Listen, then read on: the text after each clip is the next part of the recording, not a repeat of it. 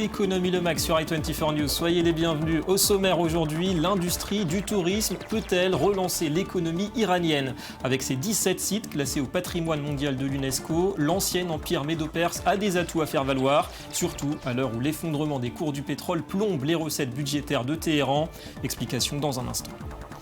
Et puis les ravages d'Ebola, on le sait, ne se limitent pas au drame humanitaire. Frontières fermées, économie paralysée. Nous découvrirons les difficultés auxquelles font face les agriculteurs de Guinée. Les cours de la patate locale se sont effondrés et on fera le point dans quelques minutes. Voilà pour les titres, merci d'être avec nous. Un point rapide avant cela sur l'actu économique avec d'abord cette confirmation du géant gazier russe Gazprom du versement d'une partie des arriérés de paiement de l'Ukraine. 1,45 milliard de dollars sur une dette totale de 3,1 milliards. C'était la condition pour une reprise des livraisons de gaz russes vers l'Ukraine. Suite à l'accord, on s'en souvient, conclu à Bruxelles jeudi dernier. C'est la fin d'un litige qui menaçait aussi, on le rappelle, l'approvisionnement en énergie de l'Union européenne. Un mea culpa surprenant, c'est celui du FMI. Son bureau d'audit interne a affirmé hier que l'austérité budgétaire encouragée par le FMI dès 2010 n'a pas été efficace pour relancer la croissance. Elle était même prématurée. Un constat que ne partage pas la patronne du FMI, Christine Lagarde, qui salue tout de même un rapport équilibré. États-Unis, Chine, l'avenir du monde passe par leur coopération. C'est John Kerry qui l'affirme. Le secrétaire d'État américain a appelé hier à Washington au renforcement des liens commerciaux entre l'Amérique et Pékin, à condition toutefois de surmonter les contentieux et notamment le cyberespionnage. Les deux pays pèsent ensemble, on le rappelle, un tiers de l'économie mondiale. Les compagnies étrangères investiront plus en Chine si elles sont sûres que leur propriété intellectuelle est protégée. Les marchés chinois seront davantage attractifs si la Chine fait preuve de sérieux sur la cybersécurité. Les États-Unis s'engagent à créer un dialogue ouvert et franc pour construire la confiance et développer des règles communes sur ces défis économiques et sécuritaires. Au Japon, la baisse du yen fait le bonheur de Toyota. Le numéro 1 mondial des constructeurs automobiles a revu à la hausse, plus 9%, sa prévision de bénéfices d'exploitation annuelle, 22 milliards de dollars, malgré une légère diminution des ventes. Le groupe nippon doit cette hausse de bénéfices à la faiblesse actuelle du yen qui renforce sa compétitivité à l'export. Les taux d'échange ont bien sûr contribué à ces chiffres, mais nous avons aussi fait des efforts pour compenser la hausse des coûts fixes, en réduisant les coûts et avec un effort commercial incluant des remises.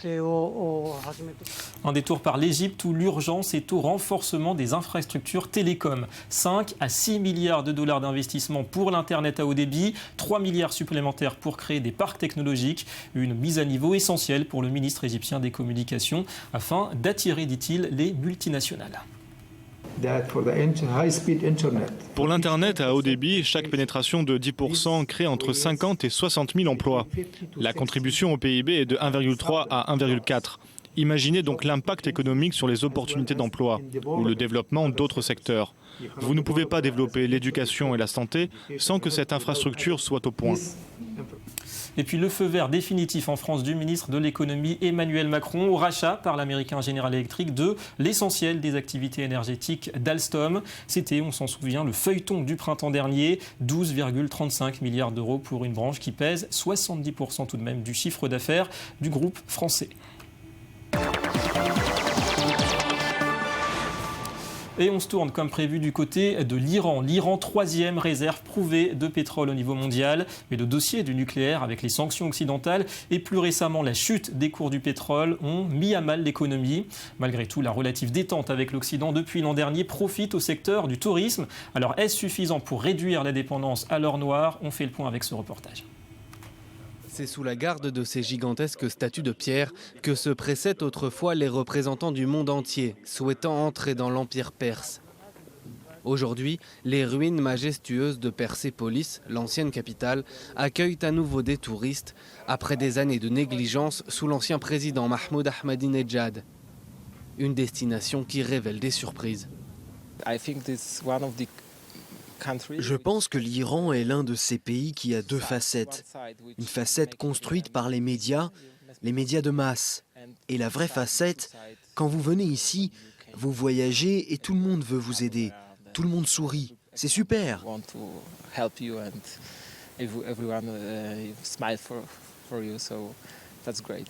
Les lourdes sanctions économiques imposées par l'Europe et les États-Unis ces dernières années ont miné l'économie iranienne. L'absence de relations diplomatiques et le manque de ressources ont laissé de nombreux sites à l'abandon. Il y avait beaucoup moins de touristes ces dernières années et même ceux qui venaient n'achetaient pas grand-chose. Grâce aux nouvelles négociations sur le nucléaire et à l'allègement des sanctions, le gouvernement peut à nouveau investir dans le tourisme. Le mois dernier, Téhéran a accueilli pour la première fois un nouveau train luxueux venu d'Europe et rempli de touristes étrangers.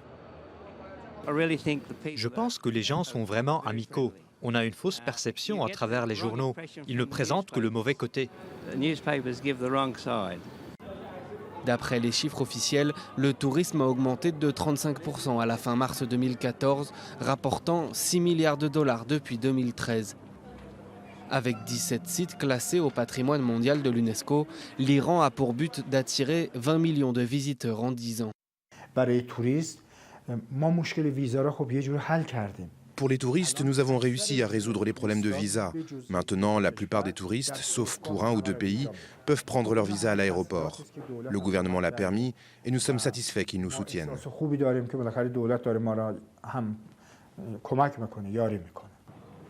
La réussite touristique reste malgré tout suspendue aux aléas diplomatiques et aux résultats des négociations sur le nucléaire, pour que les touristes puissent durablement découvrir les richesses de cet ancien empire. Voilà l'Iran et son glorieux passé pour séduire les touristes. Alors on va inaugurer aujourd'hui une nouvelle rubrique au sein d'Économie Le Mag, l'écho de l'Orient, des analyses, des grands mouvements autour de l'économie moyenne-orientale. Première tout de suite. Et avec nous aujourd'hui, Ayman Siksek, bonjour. Correspondant pour i24 News, bienvenue à vous. Alors on vient de voir le renouveau de l'industrie du tourisme en Iran. C'est vraiment l'un des secteurs qui bénéficie le plus en ce moment de la détente entre l'Iran et l'Occident. Vous savez, ce qui se passe en ce moment en Iran, c'est qu'ils tentent depuis un moment de promouvoir une économie de résistance, suite aux sanctions contre l'Iran concernant le pétrole et d'autres secteurs économiques. Ils ont dû réduire leur dépendance au pétrole, donc ils ont réellement développé le tourisme à grande échelle. Plus de 5 millions de touristes sont venus visiter l'Iran l'an passé.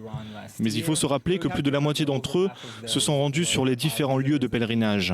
C'est une excellente nouvelle pour l'Iran, car cela annonce un flux constant de visiteurs qui viendront régulièrement. Ça ne devrait pas changer, mais le tourisme a tout de même rapporté plus de 6 milliards de dollars l'année dernière. Le ministre iranien des Finances a d'ailleurs annoncé qu'il s'attendait à ce que ce chiffre augmente encore de 25% d'ici un an. 6 milliards de dollars, plus 25% peut-être cette année. Alors dans le contexte actuel de baisse des cours du pétrole, est-ce que le tourisme peut jouer un vrai rôle dorénavant en devenant un autre pilier de cette économie iranienne? Il y a la place, il y a le potentiel? Vous savez, l'Iran essaye également de s'ouvrir à d'autres pays européens. Donc évidemment, la plupart des touristes qui visitent l'Iran viennent de pays asiatiques voisins, du Moyen-Orient.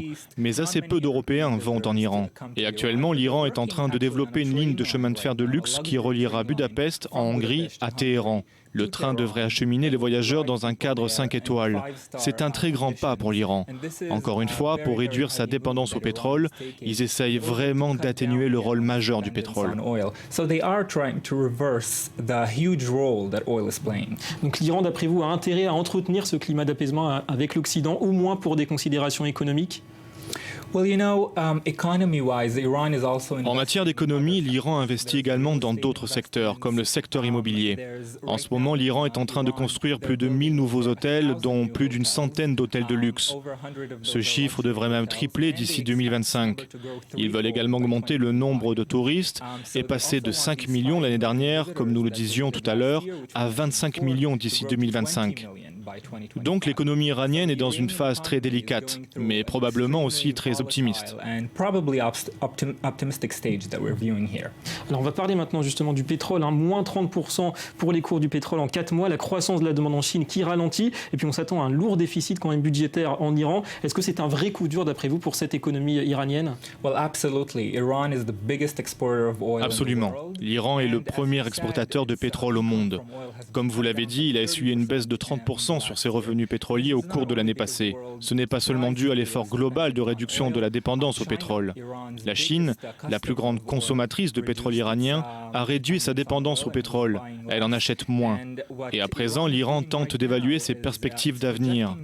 Mais il faut se rappeler que ces chiffres sont évalués sur une base d'environ $140 le baril, alors qu'en réalité, au moment venu, le prix tournera autour des $80. Donc ces estimations sont inexactes. Il faudra suivre l'évolution. Et en quelques mots, d'après vous, de quels outils disposent aujourd'hui les autorités iraniennes pour essayer de limiter un petit peu cet impact du pétrole, pour essayer de surmonter cette crise ? Ils essayent par tous les moyens possibles de surmonter la crise du pétrole. Il faut se rappeler que l'Iran est très proche de la Russie. C'est un autre facteur qu'ils utilisent pour tenter d'attirer des touristes européens. Donc lorsque la ligne Budapest-Téhéran sera en activité, la Russie aidera probablement l'Iran à attirer plus de visiteurs. Donc je pense que le tourisme restera au cœur de l'économie iranienne. Merci beaucoup Ayman Siksek pour toutes ces explications.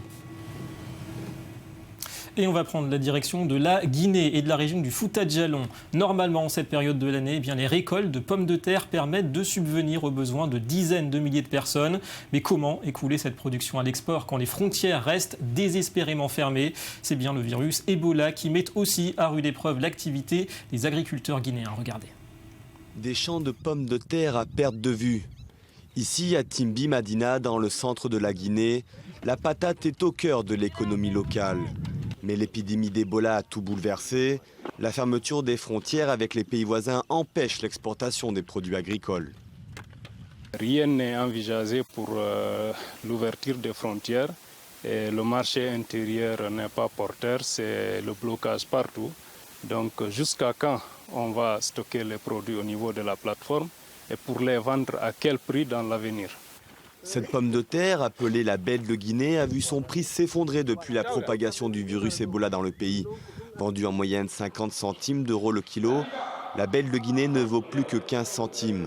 Un effondrement des cours qui sème le doute dans le secteur, contraignant certains producteurs à retarder la récolte. Les gens sont en train de... Ils traînent le pas encore pour la récolte. C'est ça aussi, sinon parfois vous pouvez venir ici, il n'y a même pas où rester ou s'asseoir. C'est plein de pommes de terre. Sur les marchés, même inquiétude, les commerçants perdent toute confiance en l'avenir. Ebola est une crise sanitaire mondiale, mais c'est aussi une crise économique. Le coût de production de la pomme de terre, c'est un peu élevé. Bon, on prend des crédits un peu partout. Si on perd tout ça, presque, c'est l'espoir qui est petit. On a perdu beaucoup. Ça fait presque maintenant 4 mois comme ça, on fait courir inutile. On ne gagne pas maintenant. L'épidémie de fièvre Ebola a touché près de 14 000 personnes depuis le début de l'année, dont 5 000 sont mortes. La Banque mondiale a déjà débloqué un don de 31 millions de dollars au pays, une aide qui pourrait relancer la belle de Guinée. Un soutien qui ne sera pas de trop. Et c'est l'heure du Media Watch.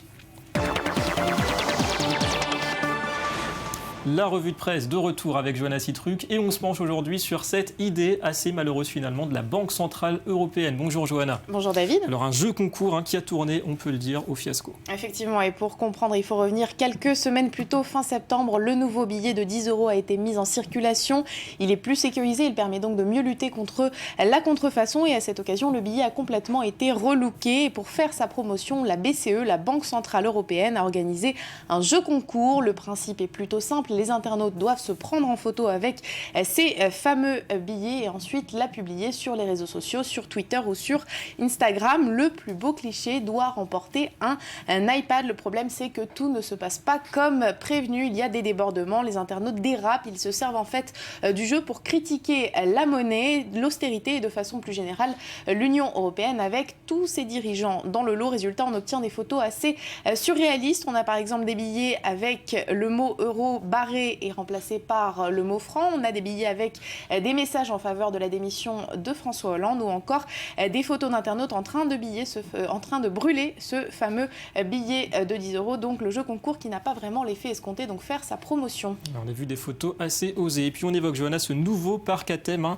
Kidzania, c'est son nom, ouverture prévue à Londres, ce sera l'an prochain, un parc un peu spécial. Oui, puisque les manèges et les grands 8 seront remplacés par des sortes d'entreprises, en tout 7000 mètres carrés pour que les enfants puissent tester une soixantaine de métiers, comme par exemple médecin, cuisinier, ingénieur ou encore mécanicien. Alors l'idée de base est plutôt originale, en tout cas elle est très pédagogique, mais ça génère tout de même un certain scepticisme. Premièrement parce que toutes les activités sont rémunérées grâce à une fausse monnaie, la monnaie du parc, et puis deuxièmement parce qu'elles sont sponsorisées par des marques qui sont elles bien réelles. Donc certains parents parlent d'un marketing un petit peu poussé, d'autres qualifient le parc de véritable cauchemar capitaliste. En tout cas, une curiosité plutôt en phase avec son époque. D'ailleurs, ça existe dans une quinzaine de pays. Merci beaucoup, Exactement. Johanna, et à très bientôt. À bientôt.